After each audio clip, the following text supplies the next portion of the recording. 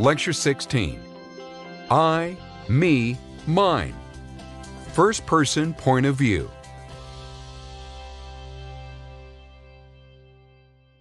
There is something inherently improbable about a first-person narrator. How often in real life have you ever listened to someone tell you a story about themselves that included not only their thoughts and actions, but elaborate evocations of the setting, not to mention verbatim dialogue from other people? Not very often, I'm guessing. As I said in my lecture about evocation, most people in real life tell stories the way they tell jokes, with just enough detail to get the point across. But in fiction, first-person narrators often pay attention to the purely literary requirements of setting a scene. They evoke sights and sounds and feelings, and they vividly render other characters. And if that narrator is in a novel, the first person becomes even more improbable, because the narrator is likely to go on without interruption for 100,000 words. In case you're wondering, that would take about 12 hours to speak aloud. In the preface to one of his novels, the American writer Henry James summed up the inherent improbability of the first-person narration when he said how strange it was to make a narrator both hero and historian of his own story. In other words, a first-person narration is peculiar because it has to do two things at once. It has to tell the story, but it also has to evoke one of the story's characters. And in many cases, the narrator is the story's most important character. What can make it even more peculiar is the fact that the narrator and the author don't always see eye to eye. As we'll see, this can lead to some interesting results. But in spite of its fundamental weirdness, or maybe even because of it, a first-person narration can be one of the most intimate, seductive, and natural-seeming ways to tell a story if it's done well. Certain varieties of third-person narration have an authoritative, public voice. Think of George Eliot or Tolstoy, which can make you feel as if you're being lectured to as part of a large audience. But a first-person narrator can feel as if he or she is speaking to you alone, confiding his or her story to you and to no one else. This is what happened to me, the narrator is telling you. I saw this with my own eyes. A first-person narration can offer the reader the same feeling of immediacy and truthfulness we get when we hear testimony in a court case, read an intimate memoir, or, God forbid, sneak a peek at someone else's diary. And because a fictional character has the potential to reveal more of him or herself than any real person possibly could, a first-person narration can offer you an experience that you usually can't get in real life. This intimacy accounts for the deep affection we feel for certain famous fictional narrators. Consider how badly we want Jane Eyre to come up trumps and marry Mr. Rochester. Consider how much we want Huckleberry Finn to do the right thing and help the slave Jim gain his freedom. And consider how many people love J.D. Salinger's Holden Caulfield for his bluntness and his smart alecky wit. But even so, this intimacy is still not real. A first-person narrator is an arbitrary literary conceit that is mutually agreed upon by the writer and the reader. It creates an illusion of intimacy that requires, on the part of the writer, fidelity to the voice of the narrator, not only as the source of the story, but as a character within the story. On the part of the reader, this illusion of intimacy requires a willingness to go along with the fantasy that this fictional person is real and telling you the truth. On the one hand, you have the inherent improbability of hearing a complex story told to you by one of its participants, and, on the other, you have the illicit thrill of hearing something that no one else knows. The tension between these two factors accounts for much of the power and the mystery of the first person. In this lecture, I want to look at several different varieties of first-person narrator and talk about how you can use each of them. Let's start with the least intimate variety. In the previous lecture, I called this the objective first person, or the first-person narrator as recording I. This is a narrator who is present in the story, but who is not the most important character.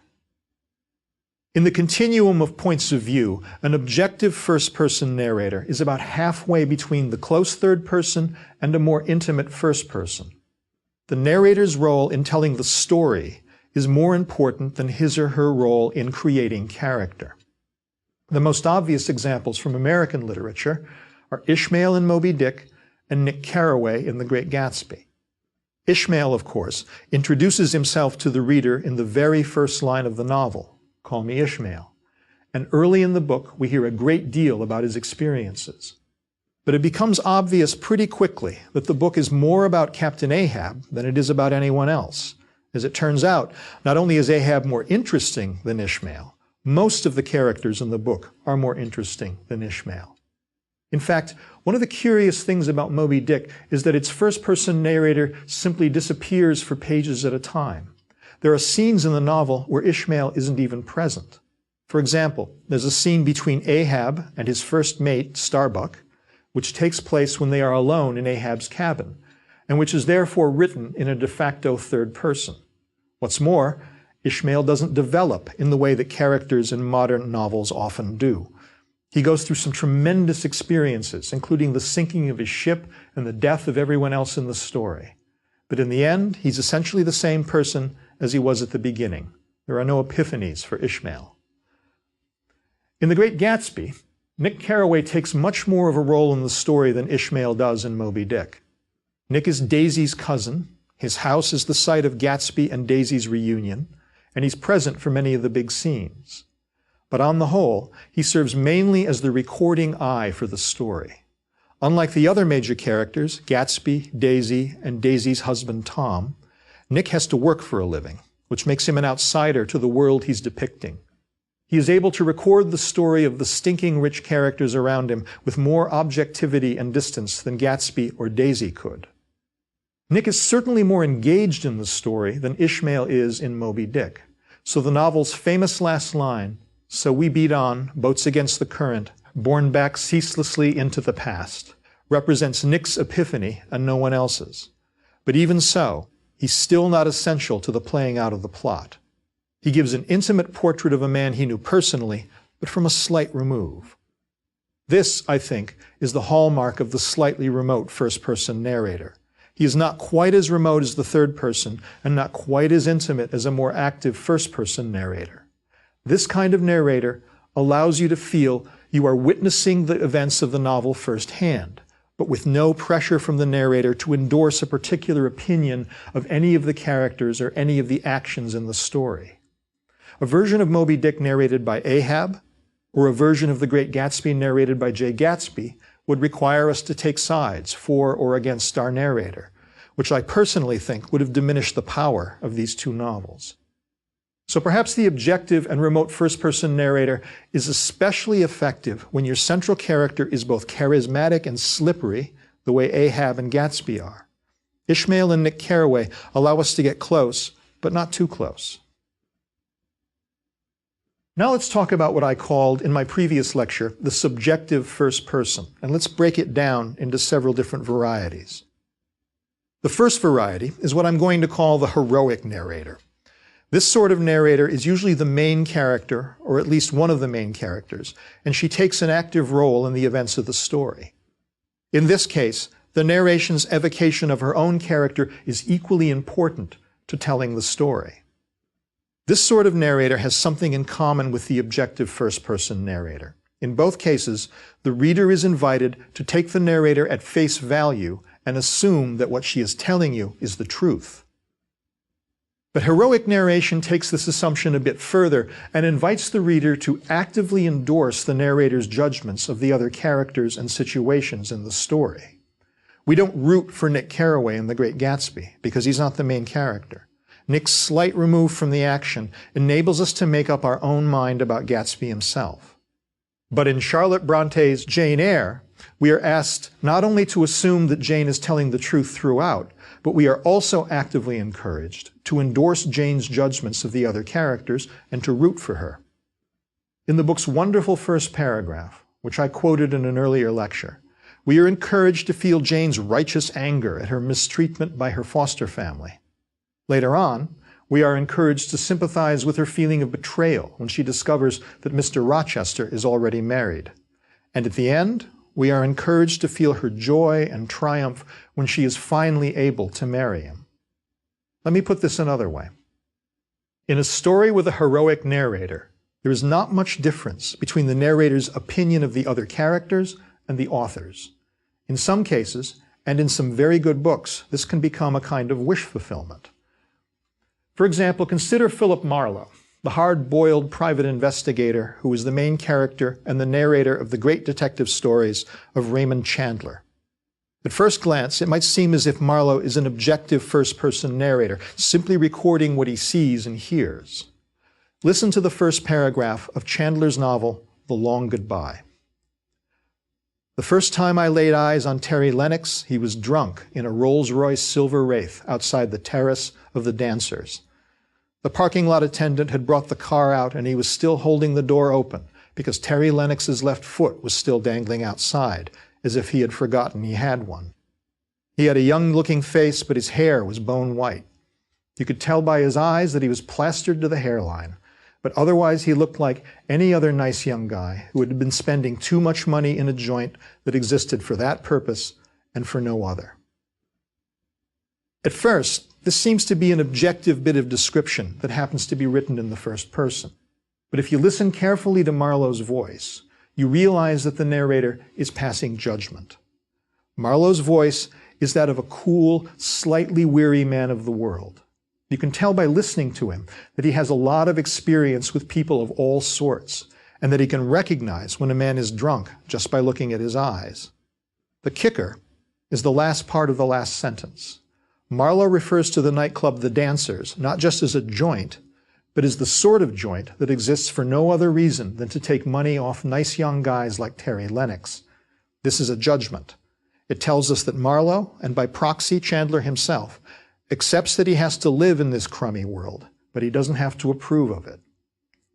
As Marlowe moves through the rest of the novel, most of the story is about other people, but on every page, Marlowe continues to crack wise and make sharp judgments of everything and everybody around him. He makes mistakes, of course, but he usually recovers from them later on. And in nearly every scene, Marlowe is the one in control, the one who understands what's really going on, and the one who gets off the best jokes. The distance between Philip Marlowe's view of the world and Raymond Chandler's is not very great. This kind of wish-fulfilling narration allows both the reader and the author to live through the narrator without any guilt or second thoughts. It allows us to move through an exciting story full of danger and intrigue as the coolest, smartest, and most righteous person in the room. Now let's take a look at a more complex version of the heroic first person. Let's return to one of the most famous narrators in literary history, namely Huck Finn in Mark Twain's Adventures of Huckleberry Finn. Huck is not only a superbly entertaining narrator, he's one of the great characters in American fiction. He is a plain-spoken, semi-literate, but verbally inventive boy who is by turns gullible and devious, resourceful and accident-prone, and who gets by on what today we would call street smarts. In fact, Huck implicitly warns the reader in the very first paragraph, not all of what follows may be true. What he says is, "I never seen anybody but lied one time or another." And indeed, throughout the book, Huck repeatedly uses lies to get himself out of trouble. Let's look at the ways in which Huck is a more complex narrator than Philip Marlowe. While Marlowe's narration certainly uses the slang and idioms of mid-20th century urban America, Huck's dialect is even more specific, representing rural Missouri in the years before the Civil War. Indeed, one of the greatest pleasures of reading the book is just being able to listen to the cadences, rhythms, and rich idioms of Huck's speech. But the more important reason that Huck is a more interesting narrator is that his boyish, semi-educated view of the world does not necessarily represent the views of his author.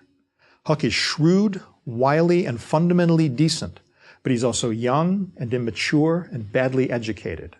His creator, however, is much more mature and better educated. The result is that Huck represents a classic example of what you might call the double consciousness of a first-person narrator. This is when a skilled writer evokes the beliefs and prejudices of his narrator, while at the same time letting the reader see through the narration to what's really going on.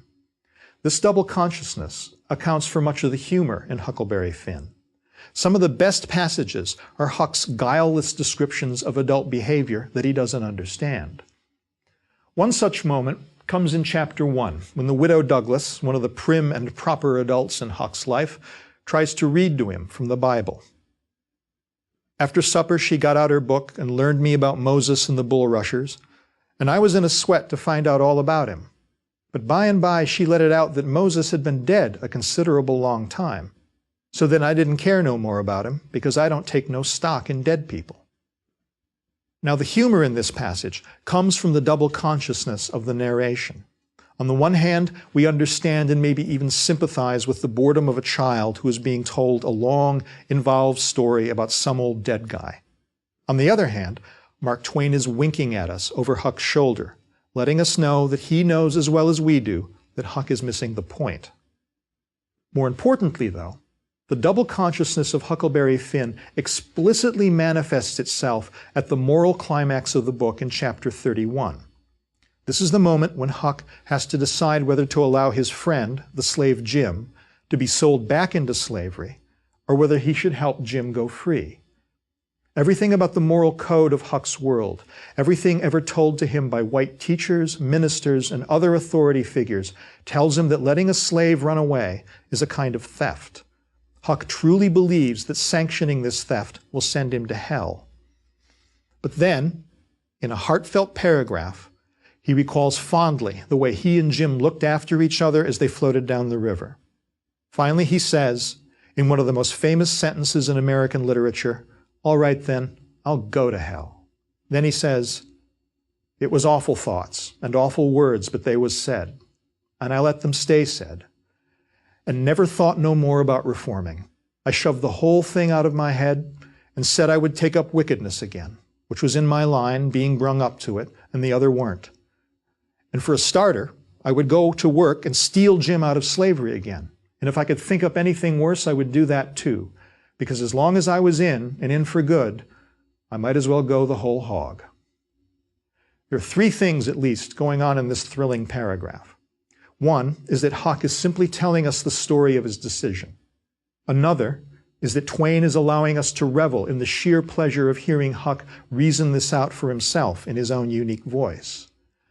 But the most important thing is that Twain is peeking through his own character at this point. Twain is letting the reader know that Huck is doing the right thing, even if Huck himself doesn't know it. Remember, at this point, Huck really thinks he's consigning himself to eternal damnation.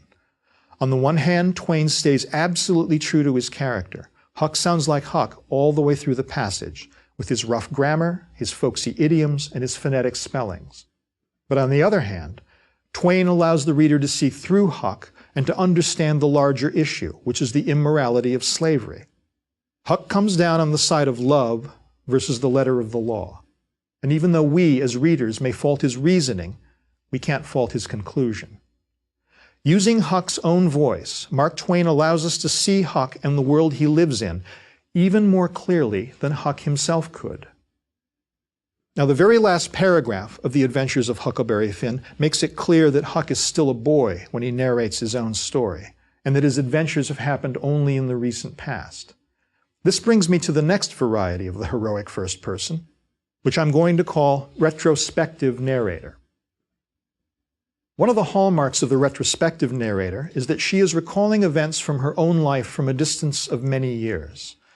Unlike Huck Finn, she is looking back at herself when she was younger. But there's more to it than simply the distance in time. In this type of narration, the narrator is also expressing the emotional and intellectual distance between her younger self and the person she is now at the time she's narrating the story. There are many stories and books that fulfill the first requirement of this type of narration, but not the second. For example, Jane Eyre is looking back on her struggles as a young woman from the perspective of an older woman, happily married to Mr. Rochester, so her story fulfills the first requirement. But she doesn't really write very critically or objectively about herself as a younger woman. Remember, we're encouraged to root for Jane throughout the book, so her narration does not fulfill the second requirement. One of the best examples of the sort of narrator who does fulfill both requirements is the character Ruth in Marilynne Robinson's novel Housekeeping. Following in the footsteps of other classic American narrators such as Ishmael, Huck, and Nick Carraway, Ruth introduces herself directly to the reader in the first sentence, "My name is Ruth." Then, with characteristically American directness, she goes on to summarize her backstory in a few words. "I grew up with my younger sister Lucille under the care of my grandmother, Mrs. Sylvia Foster, and when she died, of her sisters-in-law, Mrs. Lily and Nona Foster, and when they fled, of her daughter, Mrs. Sylvia Fisher." The majority of the book is about how Ruth and Lucille, two young girls who have been either abandoned or orphaned by all the other adults in their family, end up being looked after by Sylvia, their very unconventional aunt. Sylvia has lived her adult life drifting from town to town, but for the sake of her nieces, she makes an attempt to create some stability for them in the family home in a small town in Idaho. But try as she might, Sylvia finally can't resist the pull of a restless life. In the end, the young Ruth chooses to run off with her aunt, while Lucille chooses to stay behind and live a more conventional life. The simplicity of this belies the dreamlike strangeness of this novel. It is told many years later by the grown-up Ruth, who is now a vastly different person from the young girl she had been. Unlike Jane Eyre, who starts as an outsider and achieves the conventional goals of marriage, security, and children, Ruth chooses, as Huck Finn puts it at the end of his book, to light out for the territory and live an unsettled life in the company of her strange aunt. In other words, Ruth is the opposite of Jane Eyre.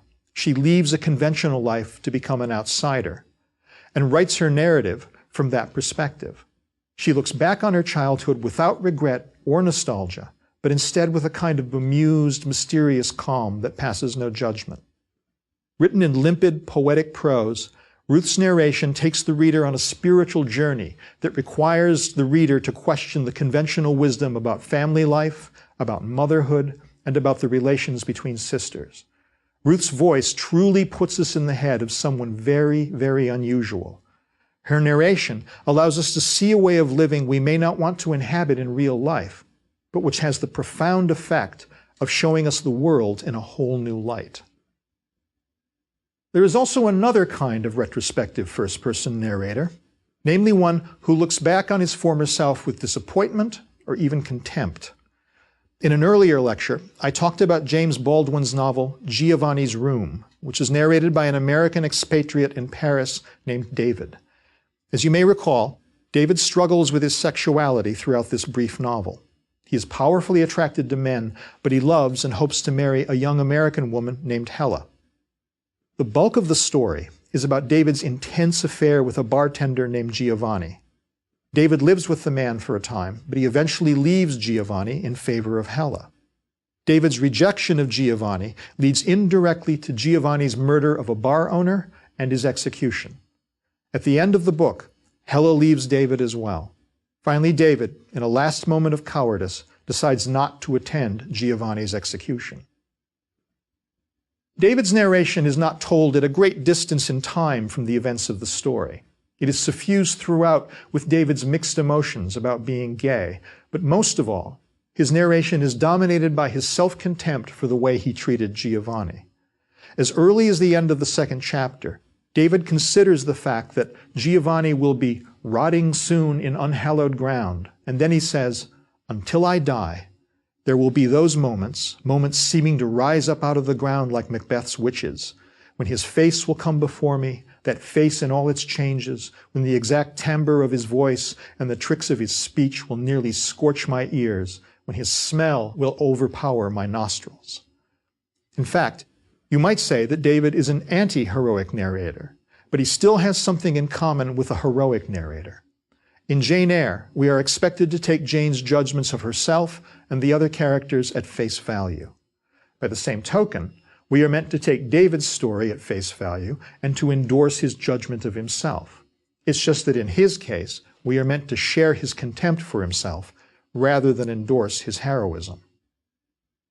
This brings us to the unreliable narrator, or the sort of narrator who cannot be trusted by the reader.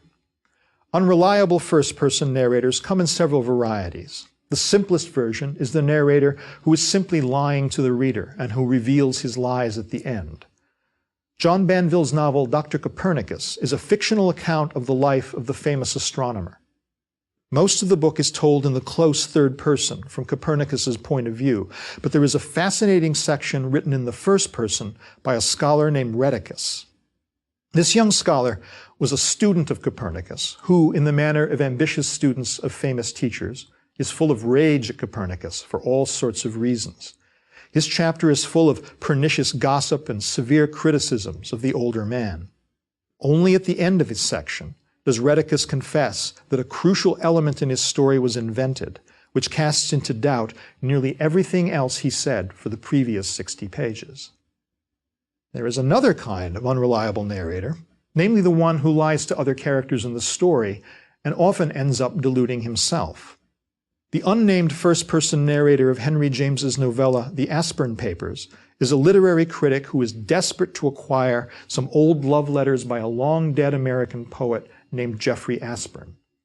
These letters are in the possession of Aspern's former lover, now a very old woman. The narrator attempts to get the papers away from her by pretending to be romantically interested in the old woman's unattractive niece. It all goes wrong, of course. The critic's scam is discovered, and on the final page, the niece, who at last understands the game he was playing, tells the narrator she has burned the letters. Throughout the novella, the narrator has wrestled with his conscience, but in the end, he stifles it. In the very last line of the story, when he looks at a picture of the poet that hangs in his study, he says, "When I look at it, I can scarcely bear my loss. I mean of the precious papers." Notice he says the loss of the papers, not the loss of his honor, his dignity, or any compassion for a lonely woman whose heart he broke. There is yet another sort of unreliable narrator, one who manages to delude both herself and the reader. The experience of reading Eudora Welty's hilarious story, Why I Live at the P.O., is like being cornered by a talkative and slightly unhinged woman. This narrator believes she has been wronged by her family and is determined to tell you her side of the story, whether you want to hear it or not. Here's the first paragraph. "I was getting along fine with Mama, Papa Daddy, and Uncle Rondo until my sister Stella Rondo just separated from her husband and came back home again. Mr. Whitaker. Of course I went with Mr. Whitaker first when he first appeared in China Grove, taking pose yourself photos, and Stella Rondo broke us up. Told him I was one-sided, bigger on one side than the other, which is a deliberate, calculated falsehood. I'm the same. Stella Rondo is exactly 12 months to the day younger than I am, and for that reason, she's spoiled." And it just gets weirder and funnier from there. And it ends with the narrator explaining why she moved out of the family home and started living at the local post office. Much of the effect of the story comes from the way it mimics the cadences of someone who is telling you a story in person. Much of it is in the present tense, with dialogue in the manner of, "So I says to her," and then, "So she says to me," and so on. Because of the narrator's self-evident self-pity and her unconscious comic exaggeration, it's clear by the end of the story that her version of events is extremely biased, if not flat-out untrue. Unlike Rheticus, however, who admits at the end of his story that he has lied to the reader, Welty's narrator sticks to her guns right to the end. "And if Stella Rondo should come to me this minute on bended knees and attempt to explain the incidents of her life with Mr. Whitaker, I'd simply put my fingers in both my ears and refuse to listen." Once again, as with Mark Twain and Huck Finn, we have a narration with a double consciousness. On the one hand, there's the narrator pleading her case with the reader unconvincingly, and on the other, there's Eudora Welty winking at us over her narrator's shoulder. Yet another version of the unreliable narrator is the narrator who may or may not be unreliable, but whose truthfulness is never finally revealed to the reader. One of the most interesting recent examples is the Pakistani writer Mohsin Hamid's The Reluctant Fundamentalist. This novel is told in the first person by a Pakistani man who attended Princeton and who worked on Wall Street, but who, after the events of 9/11, has found himself in reluctant sympathy with the goals of the terrorists. The novel is framed as a long monologue delivered in a cafe in the city of Lahore, as the unnamed narrator tells his life story to an American listener who never speaks. There are increasing hints throughout the book that the narrator may possibly be a terrorist himself. There are also hints that his listener may possibly be an American intelligence agent sent to kill him. The potential unreliability of the narrator is essential to the final impact of this very unsettling and thought-provoking book, and it could only have been done in the first person. In the next lecture, we'll look at a variety of things you can do with the third-person voice, and we'll be talking about how it's used in George Eliot's Middlemarch, George R.R. Martin's A Song of Ice and Fire, and George Pelecanos' detectives novel, The Cut. In the meantime, you might want to experiment with the first-person voice by attempting either the double consciousness that Twain uses in Huckleberry Finn or the unreliable narrator technique used by Eudora Welty or Mohsin Hamid. In the first instance, pick a character whose worldview you disagree with and write in their voice while trying to let your own worldview peek through. In the second instance, write from the point of view of a character who is clearly lying about something. Try to stay faithful to the character's voice while also letting the reader know that what the narrator is saying is not necessarily true. Writing in the first person can be a tricky thing to pull off, but when it's done well, and the reader finds herself caught up in the story as well as the voice, it can be one of the most satisfying experiences a writer and reader can share.